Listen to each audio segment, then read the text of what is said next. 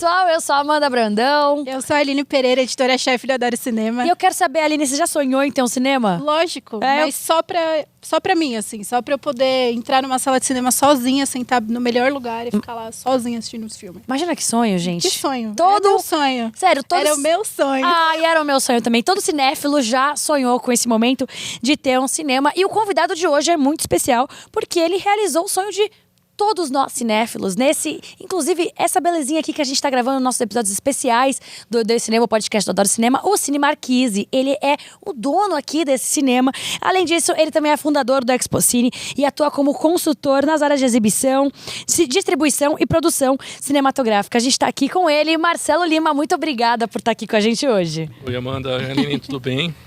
Satisfação imensa minha estar com vocês aqui. Primeira pergunta de todas, conta pra gente como é ter um cinema. Não tem como, né? Ficar careca. Não, mas dá pra entrar assim, assistir um filme aqui, assim, sozinho? Já aconteceu? Ah, diversas vezes. Ai, dá que vontade, delícia, né? Que delícia. Aquela vontade de querer assistir aquele filme, não dá tempo, você liga pra distribuidora, dá pra vocês liberarem o filme? Ah, libera. Fazer uma festinha Meu pra Deus. família? De manhã, Ah, também. que delícia, aí sim. Aniversário do meu filho no ano passado. Ano passado, foi aqui. Jura? Eu quero, meu próximo aniversário vai ser no cinema também. Quem aí já sonhou em ter uma festa no cinema, gente? Manda nos comentários, porque a filha da Xuxa teve a festa no Hopi Hari. O filho do Marcelo Lima foi aqui no cinema. Nesse cinema maravilhoso, né, gente? Que fica aqui na Paulista. É um cinema, a gente pode considerar um cinema de rua, né? Um cinema... É um cinema de rua, é considerado um cinema de rua. É considerado, né? Toda passagem dentro do Conjunto Nacional é considerada uma área pública e de direito mais da prefeitura do que privada. Marcelo, posso te pedir uma coisinha? Aproxima um pouquinho mais do seu microfone, só traz pra você. Ah, isso, maravilha. Porque agora a gente vai te fazer uma pergunta muito importante desse podcast, que é, você se lembra do primeiro filme que você viu no cinema? Ou pelo menos o filme que foi mais importante pra você. Muita dificuldade, né? Eu cresci dentro do cinema, né? O primeiro cinema do meu pai foi em Poços de Caldas, eu tinha 1 ano de idade. O meu berço ficava na bilheteria.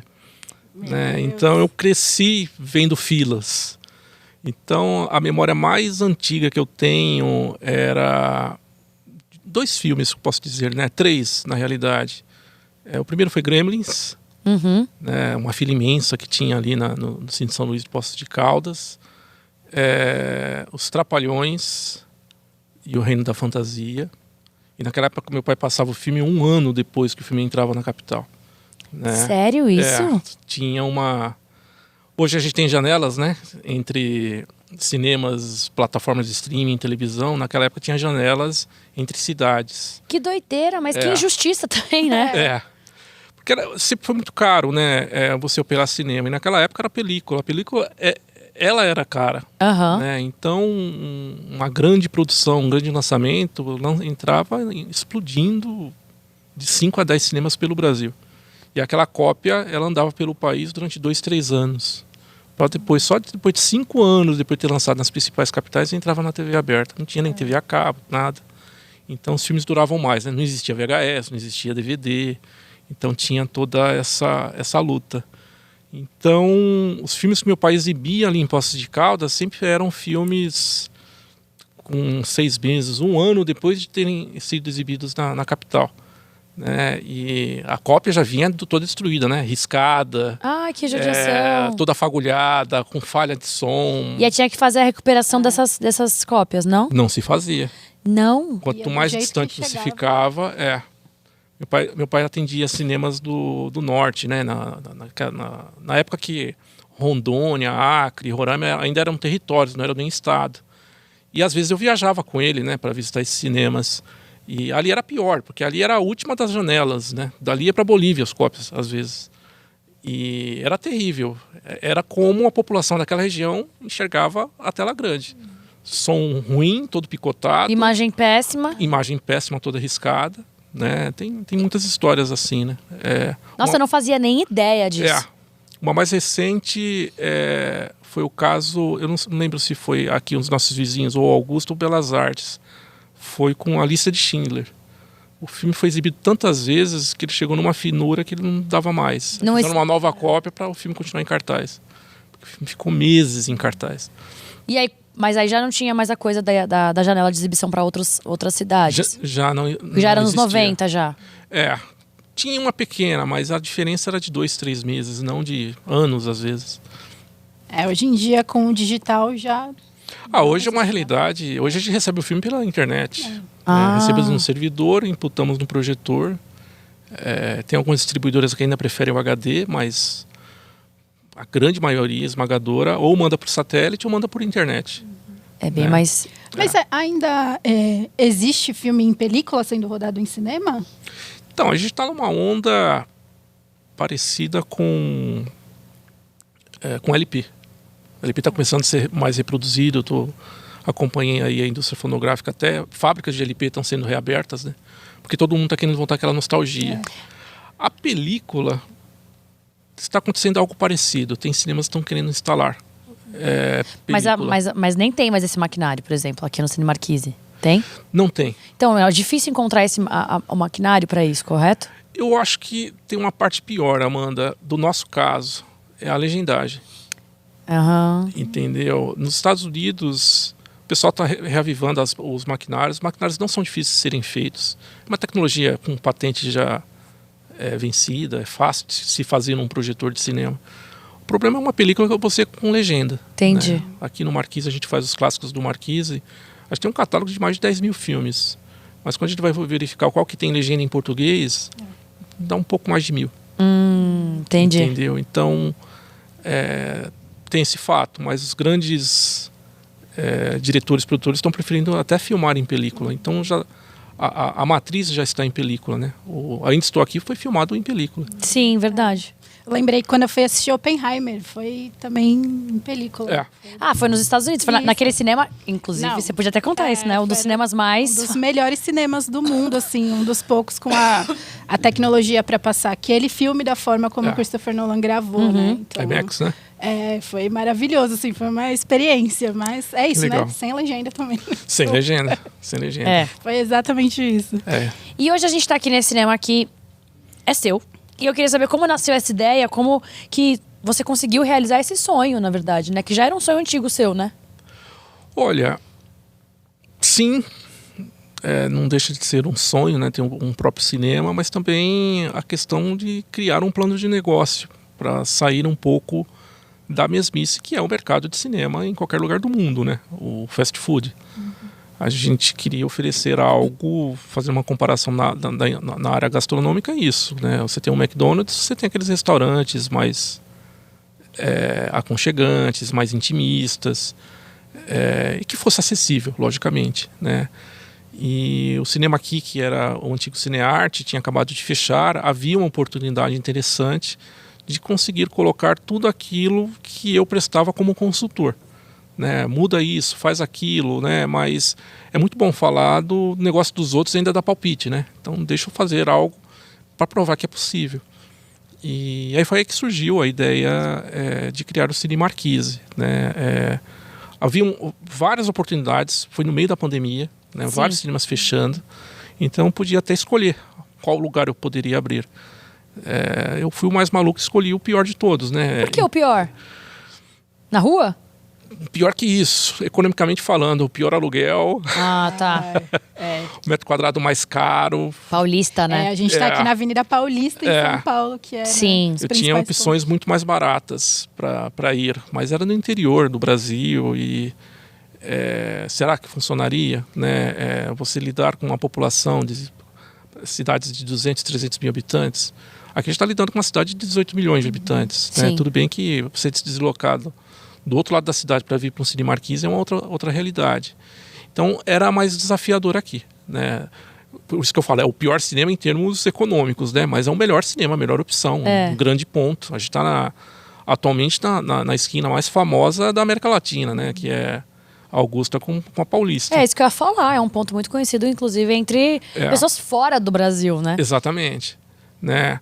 Agora, haviam vários outros desafios. Aqui também é a região que mais tem cinema em toda a América Latina. Se a gente pegar todo o entorno aqui da Avenida Paulista, estamos falando de praticamente 100 salas de cinemas. Né? Pegando a região do Higienópolis, descendo um pouquinho ali, caindo lá até o Pinheiros ali do Eldorado, a gente está falando de uma grande quantidade de salas. Sim. Quem é um maluco que vai querer abrir 2 salas competindo com um complexo de 10 ou 12 salas, né? Mas aí a gente fez todo um trabalho de plano de negócio para fazer acontecer. Atrair as cabines, atrair pré-estreias. Tem várias pré-estreias aqui, né? Eu ia falar isso, quando tem cabine de imprensa, né? Que são as sessões antecipadas pra gente assistir aos filmes. E quando. Não é querendo puxar o saco, tá? Mas quando é aqui no Cine Marquise, eu fico, nossa, que bom, porque eu acho um cinema muito gostoso de estar, assim, né? E aí queria aproveitar para te perguntar, então, qual que você acha que é esse diferencial do Cine Marquise para ter dado certo o negócio, para conseguir lidar com essa concorrência também? Aline, eu acho que todo um trabalho de ser diferente de todos, né? Porque copiar o que está já se fazendo, a gente entraria mais um na lista e competiria pelo mesmo público. A gente é diferente, né? Então, desde a poltrona, a gente preferiu não trabalhar com poltronas VIP, que é a tendência. A gente preferiu trabalhar com poltronas ultra confortáveis, muito largas. E são mesmo. É muito. E que fosse acessível para você comprar o ingresso, né? Eu sou um dos grandes lutadores de não encarecer o ingresso. E se você colocar uma sala VIP, o ingresso já se torna caro, porque a VIP ocupa 4 poltronas. Já né, 2 pessoas que sentariam naquela cadeira ali, né? Que é uma só, na verdade. Exato. Então, isso foi um dos focos da gente. Outro também, a gente pensar nos mínimos detalhes, né? Eu sempre gosto de falar do saquinho de pipoca da gente. A gente paga mais caro pelo saquinho para ele não fazer barulho. Entendeu? Gente, nossa, é muito pensado. E a questão de detalhes técnicos, né? A gente tem uma tela aqui que é uma das mais caras do mundo, né? Essa tela veio de Londres. Ela não é nem prateada nem branca, ela é perolizada, né? Então dá uma luminosidade diferente, né? Sim. E além da parceria que a gente fechou com a Dolby de instalar o Dolby Atmos com tudo da Dolby, né? A tecnologia deles, as caixas são deles, os amplificadores também, o processador. Então é um conjunto 100% deles. Então a gente tem uma experiência aqui que ela é única. Eu apostaria no Hemisfério Sul. E agora uma parceria também com o Adoro Cinema, né? Que a gente tá aqui gravando o melhor podcast do Brasil. Eu queria saber, porque você reinaugurou aqui o Cine Marquise no meio da pandemia, como você mesmo comentou. Você teve receio dessa questão da volta aos cinemas? Porque muito se falou sobre isso depois da pandemia, muitas campanhas foram feitas. Você teve esse receio e o que você sente? As pessoas estão voltando? Olha, o receio de que a população não voltaria para o cinema, zero receio, né? Eu tinha receio de quanto que ia durar todo aquele pesadelo. Todo mundo, na verdade, né?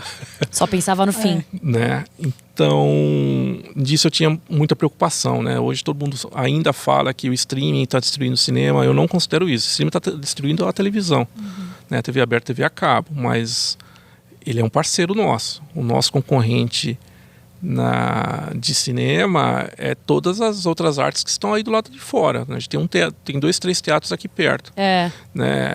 Até o artista de rua no domingo, quando a Paulista fecha, é um concorrente nosso, né? Então a nossa preocupação maior era quando acabasse o pesadelo. A gente ainda está em curva de crescimento, né? Conquistando uma população. Tem muita gente ainda que, por incrível que pareça, não conhece o Cine Marquise.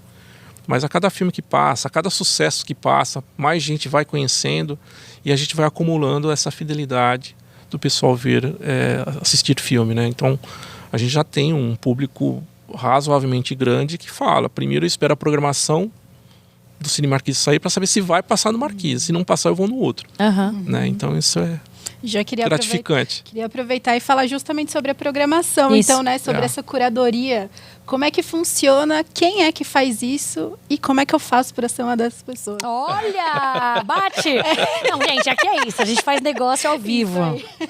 Olha, eu acho que programação é uma das coisas mais difíceis de se fazer quando você tem um cinema, né? Porque você tem que lidar com interesse econômico, interesse artístico e interesse político. Sim. Né?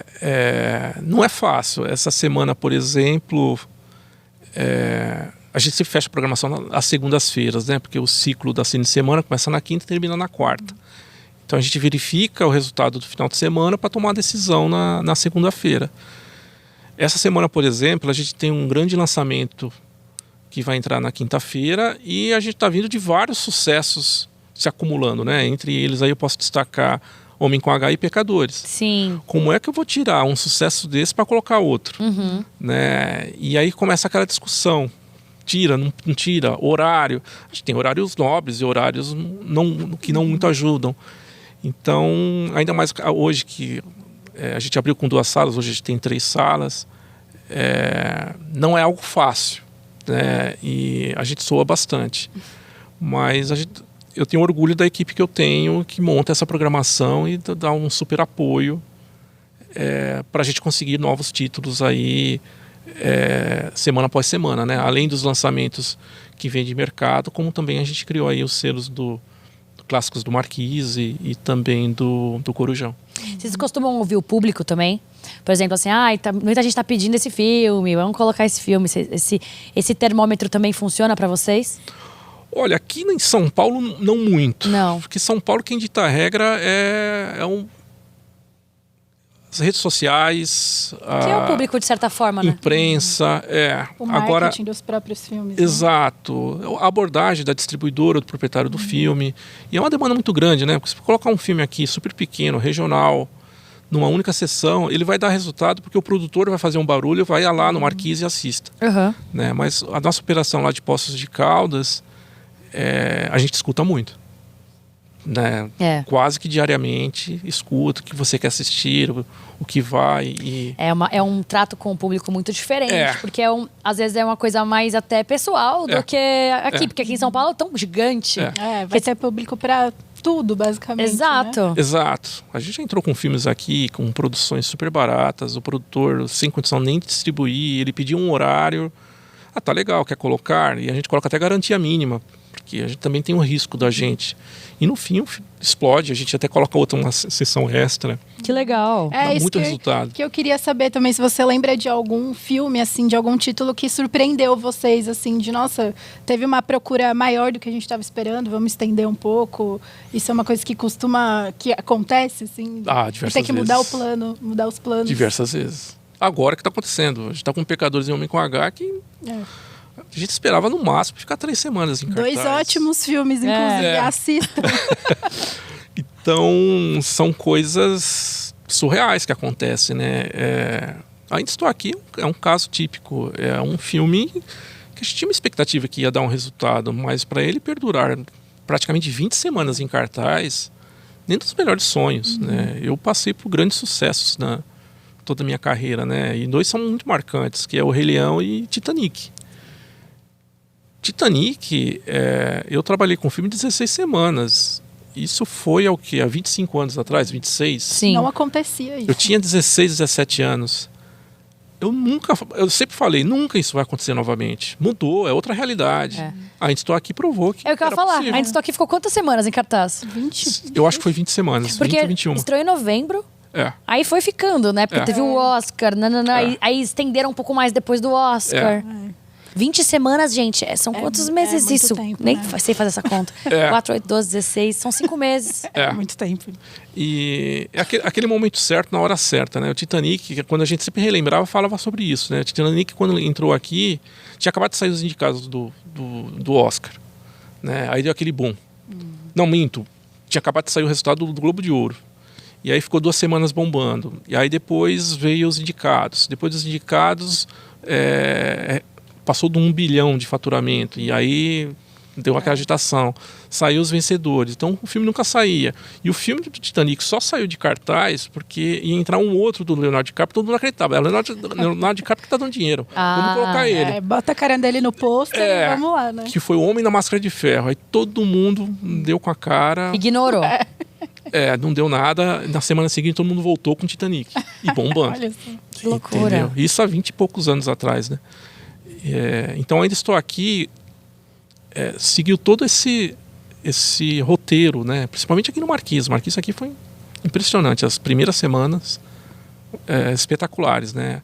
A bilheteria de Ainda Estou Aqui no Cine Marquise é o dobro do segundo colocado. Nossa, eu ia te perguntar isso. Você sente que tem um público específico aqui, por exemplo, que gosta mais de filme independente, gosta mais de filme nacional? Sim. Aqui o Cine Marquise tem esse público. Tem. Eu acho que os cinemas acabam encontrando o seu próprio público próprio, né? Sim. E qual que é o do Cinemarquise, mais ou menos? A gente trata dentro do mercado como um público sofisticado. Ai, que chique. Então eu tô sofisticado. Né? Que não é aquele filme de mainstream, né? Aquele de arrasa quarteirão. Né? Mas também não é aquele super, ultra independente. Entendi. Ele tá ali no meio do caminho, né? Ele é famosinho com premiações e ele consegue se encaixar ali, né? Você entrar aqui com Thunderbolts é um fracasso garantido. Ah, olha só. É. Que em outros cinemas é uma coisa mais de louco. Exatamente. A gente está entrando com Lilo e Stitch, mas com uma programação um pouco mais diferenciada, com sessões legendadas, algumas dubladas. Dublado aqui praticamente não entra, só se o filme é infantil e olhe lá. Entendi. E é uma opção legal, porque esse tipo de filme, por exemplo, eles, na maioria das vezes, na maioria dos cinemas, ele tá dublado. Aí você falou que vai trazer algumas legendadas pra cá. Exato. Que é sempre algo que o público procura também, né? Então tem as suas diferenças. Olha que engraçado, um Vingadores iria muito bem aqui. Mas um Homem-Formiga seria um fracasso, Thunderbolts seria um fracasso. Mas é porque Homem-Formiga realmente foi um fracasso em vários lugares. Foi um fracasso em todo lugar que ele passou. Né? Também, né? Exato, não foi um filme que... Mas tem isso de achar filme que não tá em cartaz em todo lugar, né? Então, ou que se tá em cartaz, tá em horários que, assim, você não consegue ir, né? Se você trabalha o dia inteiro, você não consegue ir, aí aqui você encontrar uma variedade. E a gente gosta muito de falar de bastidores e tudo. E você, por estar aqui, né, vivendo o cinema todos os dias, até mesmo na sua infância, como você falou, tem alguma história interessante que rolou no cinema? Tipo assim, uma pessoa que saiu porque ia passar mal, alguém que pediu em casamento, uma história que você viveu assim, interessante? Nossa! Várias. Dezenas. Qual? Conta uma aí pra gente. Gente... Eu te passei o roteiro, mas não tinha essa pergunta. Não é? Pô, eu vou contar uma que aconteceu na cidade de Espírito Santo do Pinhal. Essa de... Não de plateia, mas de backstage, que foi complicado. Né? Era um cinema lá do interior de São Paulo. Uma salinha de 150 lugares. Aquilo foi loucura. Sala lotada, passando Titanic. Né? Sessões esgotadas. Até a sessão da 1h da manhã tinha. Né? Cidade minúscula, tá, gente? De 60 mil habitantes. E aí, na hora que o Titanic bateu no iceberg, na maior das coincidências, o cinema despencou. O restaurante em cima do cinema começou o esgoto a entupir. Nossa, a experiência água começou 4D. a brotar por debaixo da tela. E a gente, aquela loucura, e o filme passando, o navio afundando. E o cinema também. Gente, é isso, experiência 4D. Total. Experiência total 4D. E aquele cheiro também subindo, Ai, né? Meu Deus. Ai, que tragédia. E aí a gente ficou naquela dúvida. Naquela época era tudo película, então não dá pra você fazer um pause no projetor, né? Teria que deixar rodando. E foram as últimas 60, 70 minutos terríveis, porque imagina devolver o ingresso, o filme já tinha passado. Ai, continuou passando. A gente deixou passando. E ninguém falou nada? Ninguém falou nada, pedimos desculpa. As pessoas ainda devem ter saído contando, né? Você viu, menina? Viveu um negócio lá legal. Era muita vontade de ver o filme mesmo. Então teve essa história aí, eu acho que pra mim é uma das mais marcantes de perrengues, né? Mas tem vários outros, se a gente puxar aí tudo que eu passei pelo interior de São Paulo, eu trabalhava muito no interior de São Paulo 20 anos atrás, e são experiências interessantes. Alguém já casou no cinema? Aqui? Já. Eu já vi um pedido de casamento no cinema. Sério? Não sei como Brasília teve fez. casamento. Dentro da sala? Do Maquinoplex. Que loucura! Eu já tive numa sessão em que não sei como... A pessoa atrapalhou todo mundo, parabéns. Atrapalhou, mas foi legal. O noivo conseguiu parar lá no meio dos trailers, botar um negócio na tela... E gente, que noivo. Meus dedicado. padrões foram muito elevados. Nossa. Depois desse dia. A gente já fez algumas vezes no Marquise aqui. A pessoa trouxe a pessoa no cinema e aí pediu pra passar um negócio? Passa o negócio, eles pagam, logicamente. Óbvio, mas enfim, muito legal. E já teve pedido de noivado, pedido de casamento. Olha só. Muito que legal. Adorei. Fica a dica aí. Fica a dica. Você em casa já passou por uma experiência 4D como essa de Titanic? Conta pra gente nos comentários qual foi a experiência mais louca que você viveu no cinema. Porque isso é muito legal, né? Teve a Mia Mello que veio aqui. Eu adoro contar essa história. Que ela falou que a mãe dela riu tanto que ela até vomitou. Na sessão de um filme lá. Não sei que filme que era. Eu não me lembro do nome do filme. E aí tem várias histórias assim, né? Que as pessoas... O outro tava vendo o filme, a Bomboniere começou a pegar fogo. Acho que foi o Lucas, que agora foi pro IGN. Ah, é? Não tava sabendo. Sim, se eu não me engano, acho que era ele. Substância. O pessoal teve uma turminha que passou mal, viu? Sério? Saía correndo pro banheiro. Teve algumas situações como essa de vomitar mesmo. Né? Mal-estar. Mas tem muita situação. As situações mais engraçadas que tem são... As de cunho íntimo, né? Essas poltronas chases que a gente tem já alguns casos de câmera que a gente tem que sair correndo, falar, vamos acalmar um pouco o fogo aí. Eita! Chama o ratinho. Fica o aviso também que tem câmera, né? O cinema tem câmera. O que você está fazendo dentro do cinema, tem alguém vendo. O povo acha que é o quê, né? Sala de casa. Que loucura! As pessoas são sem vergonha. As câmeras, né? Elas ali, tem uma ali, outra ali. Olá. E elas são infravermelhas, né? Tá no escuro, as pessoas estão vendo. Então... as pessoas acham que ninguém tá vendo nada, né? Tem gente que se anima. E tem gente que faz de propósito, vocês acreditam? Sério? Mas sabe que está sendo filmado, mas gosta de ser... De ser visto. Nossa! Complicado, né? Bom... Gente, que puxado. Sou eu pra julgar, né? Mas eu adorei saber essas histórias. Amo essas histórias. Agora... eu queria saber de você, Marcelo, falando um pouco mais de carreira, saindo do universo aqui do Cine Marquise. O que te empolga e o que te motiva a continuar investindo nesse mercado que é tão competitivo? Boa pergunta, Amanda.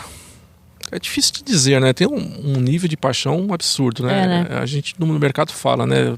Foi picado pelo mosquitinho do cinema, não sai mais.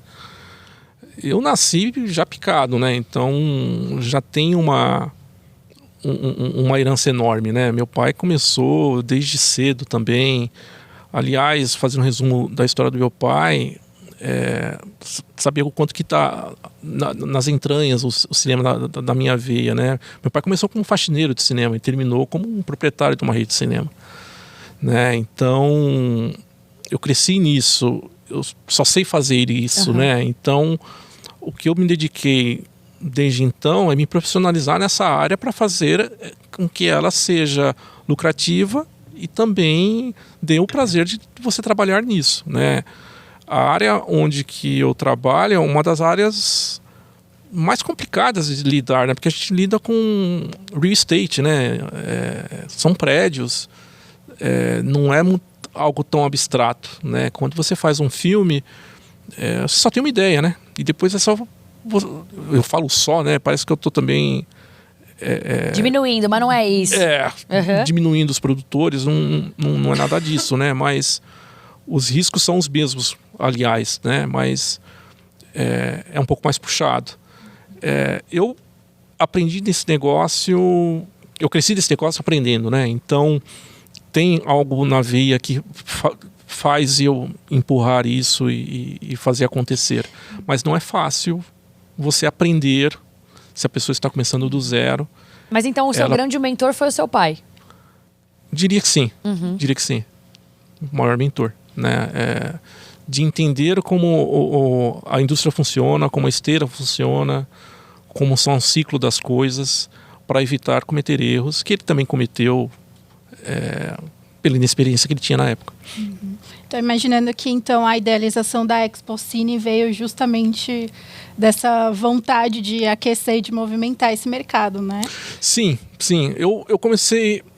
A minha formação foi um período de falta de visão futura para o mercado de cinema. Eu sou formado em ciência da computação e engenharia elétrica. Né?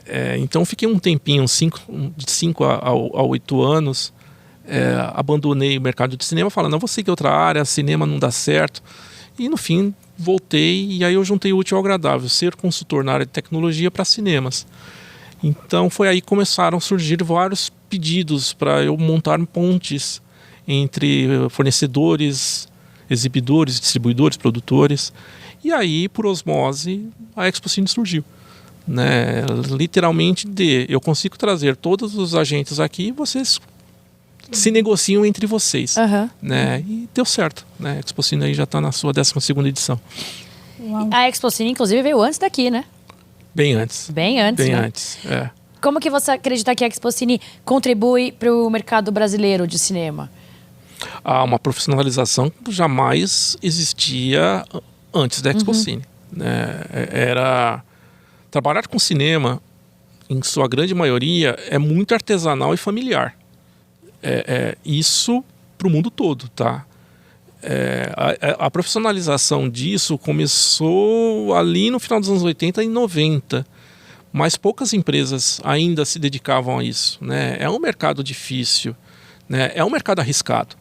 Né? Ainda mais quando você vai fazer filme. Né? Imagina quantos filmes são feitos, quantos fazem sucesso. Sim.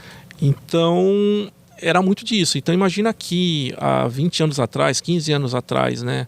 A Expocine vai fazer 13, né? Então vamos fazer um arredondamento aí de 15 anos atrás. O mercado era muito amador, né? Principalmente no interior do Brasil. E a Expocine trouxe uma profissionalização que hoje, quando a gente olha essa evolução, muito maior. Hoje você consegue conversar em pé de igualdade um exibidor no interior do Mato Grosso e ele sabe falar o que está sendo comentado, está sendo discutido. Isso seria impensável há 15 anos atrás. E você consegue ver a presença do mercado brasileiro? Você também analisa isso, o mercado brasileiro lá fora? Porque agora o cinema brasileiro tá com grande visibilidade, depois de Ainda Estou Aqui, né? Teve até homenagem em Cannes e tudo mais.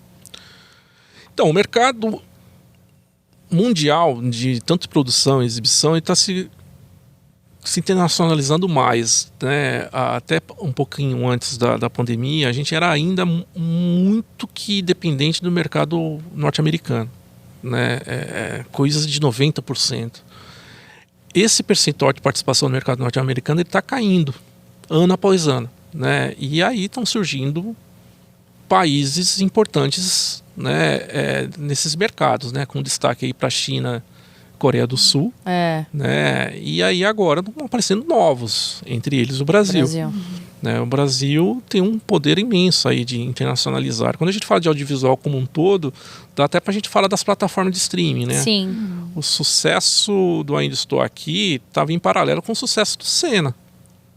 Tanto que os dois concorreram ao Emmy, se não me engano, não foi? Não. Ainda Estou Aqui? Ainda Estou Aqui e Senna. Eu acho que foi a Globo de Ouro, talvez. Alguma coisa assim, eles estavam na mesma série e filme, né? Eles estavam concorrendo alguma coisa ali.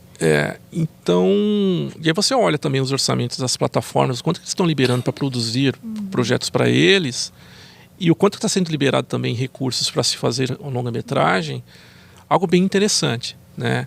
A gente tem muito a avançar ainda, não é fácil a gente emplacar sucessos atrás de sucesso. Você olhar o mercado norte-americano, eles têm 5 grandes marcas que jogam no mínimo 5 títulos por ano para o mundo, e desses 5, com quantos são fracassos, quantos são sucesso.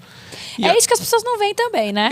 Acha que os Estados Unidos só faz coisa boa, né? E na verdade é uma coisa boa para 59 ruins.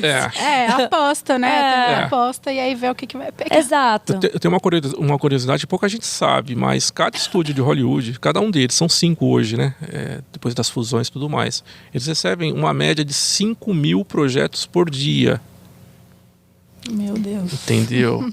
Quantos que são aprovados e realmente acontecem, né? E desses lançados tem mais fracasso do que sucesso. Claro. Então é um jogo de risco. Você enorme. falou agora sobre streaming. Você tinha dito que não vê o streaming como uma concorrência assim, direta ao cinema, né? Você acha que então o streaming ele ajuda o cinema de alguma forma? Sim, ele faz uma combinação? sim. Como é que funciona isso?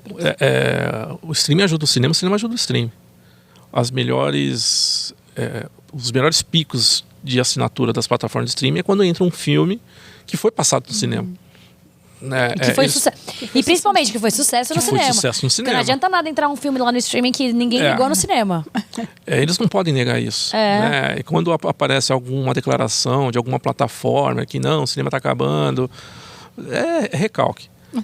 Mas é a mesma coisa que sempre falaram da rádio, né? Quando entrou a TV, a TV vai matar o rádio. É sempre a próxima tecnologia acabando com a anterior. Exato. Né? Sempre... Uma história que muita gente já se esqueceu ali no final dos anos 70, que vale lembrar, e a gente está passando por uma mesma realidade, era que o cinema está acabando. Né? A televisão tomou conta, nem existia TV a cabo, né? Mas a televisão tomou conta, cinema vai acabar. E aí teve um estúdio que teve a coragem de falar: vou investir na televisão para promover o meu filme. Vocês vão ver que vai dar sucesso. Um tal de filme chamado Tubarão. Né? Foi quando eles gastaram milhões em spots de comercial na televisão para promover e ir para o cinema. Hoje parece trivial, mas aquilo ali foi um choque na época. Uma grande jogada de marketing. Exato. E tá aí o sucesso que foi, virou história, e hoje é padrão você gastar com televisão para promover o cinema. Então, a gente só está passando no meio de uma pequena turbulência que o pessoal acredita que seja uma revolução, mas na realidade é uma acomodação, consolidação de mercado. Inclusive, os próprios streamings produzem alguns filmes para passar no cinema. Exato. Já, né? Então... Exato. Exatamente. Só consegue pro Oscar se passar no cinema. Tem essa também, né? Também. E você com esse perfil mais administrativo e tudo mais, deve ter gente que está nos ouvindo aqui porque quer muito realizar um sonho e seguir a sua carreira, uma carreira parecida com a sua. Que conselho você daria para quem quer trabalhar com cultura e cinema no Brasil? Primeiro, estudar muito, né? Logicamente. Eu acho que todas as escolas de cinema e administração é um ótimo perfil, né? Se você quer seguir na área criativa, lógico, aí são as escolas de cinema, de audiovisual, rádio, TV. Estudar muito, fazer especializações, se tiver condições, pegar uma bolsa aí também para fora para ter experiência, faz todo sentido, e começar ali embaixo, estagiando, segurando o cabo de eletricista e conquistando o seu espaço. Nada vai conseguir ser feito em menos de 10 anos, fato. O importante é se encaixando no meio ali, descobrindo, né? Exato. E na área administrativa tem muito mercado, né? Desde produção executiva até ser curador, programador de sala de cinema, e o que mais tem é vaga disponível. Contrata a Aline já. Olha só, já tô. Opa.